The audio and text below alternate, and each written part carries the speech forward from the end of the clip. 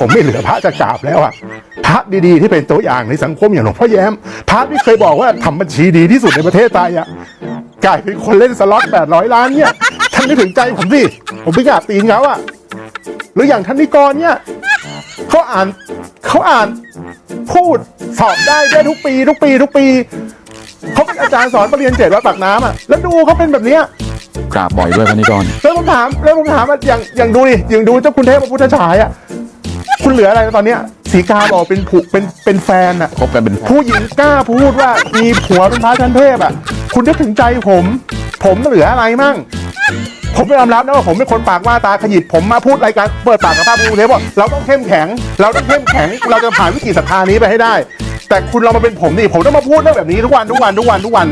นมากกว่า 3-4 รายการเนี่ยผมแม่งก็เริ่มเข้มแข็งไม่ออกแล้วเหมือนกันตอนเนี้ย